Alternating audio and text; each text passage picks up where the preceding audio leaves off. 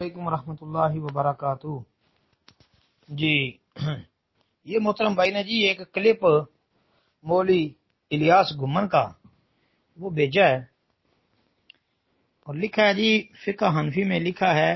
کہ اگر کسی مرد نے کسی عورت کو پیسے دے کر اس سے زنا کیا تو ان دونوں پر حد جاری نہیں ہوگی۔ وجہ جی کہتے ہیں جی مناظر دیوبند ترجمان فقہ حنفی جناب الیاس گھمن کی زبانی سنیے۔ جی میں نے سنا جی اس نے کیا بولا ہے جی، یہ تو زنا کے دروازے کو کھول رہا ہے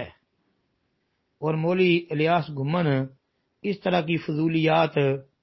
جو ہے وہ بہت زیادہ بیان کرتا رہتا ہے، اور یہ الیاس گھمن کے نزدیک یہ جو زنا ہے یہ جائز ہے۔ جس طرح یہ اس کو جائز قرار دے رہا ہے، ہم تو بس یہی کہیں گے کہ اللہ تعالیٰ اس جاہل کو عقل دے، کیونکہ یہ اپنی طرف سے بڑا مناظر اور بڑا جناب علامہ فہامہ بنا پھرتا ہے، اور اپنی طرف سے کوششیں کر کے تو اہل الحدیث کی لکھی گئی کتب کے جواب دینے کی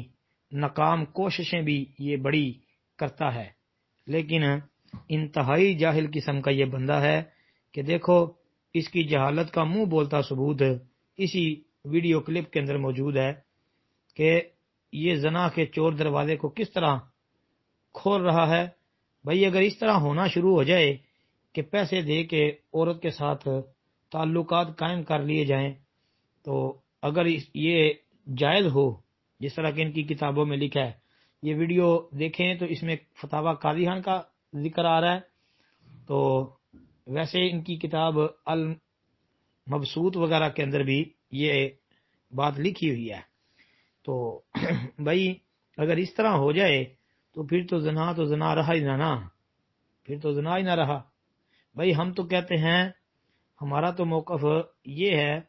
کہ جو بندہ کسی غیر محرم عورت کے ساتھ کسی طرح کے بھی تعلقات قائم کرتا ہے چھپ کے، وہ ضروری نہیں کہ زنا ہی کرے، ویسے ہی چھپی دوستی لگاتا ہے اس کے ساتھ، ویسے ہی اٹھتا بیٹھتا ہے، تو یہ حرام ہے، یہ ناجائز ہے۔ تو زنا کرنا یہ تو بہت بڑا جرم ہے۔ اللہ نے قرآن میں یہ بات کیا ہے کہ بھئی زنا کے قریب بھی نہ جاؤ، اور پھر زانی مرد و خواتین جو ہیں ان کی سزائیں بھی اسلام نے بیان کر دی ہیں۔ تو لیکن اس جاہل نے اپنے یہ ایک چھوٹے سے کلپ کے اندر سارے جو ہے وہ دین کی دھجیاں اڑا کے رکھ دی ہیں، اللہ کے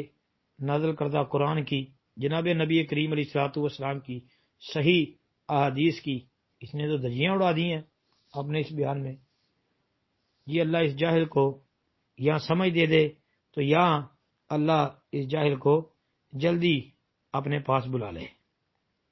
کیونکہ یہ لوگوں کو گمراہ کر رہا ہے۔ السلام علیکم ورحمۃ اللہ۔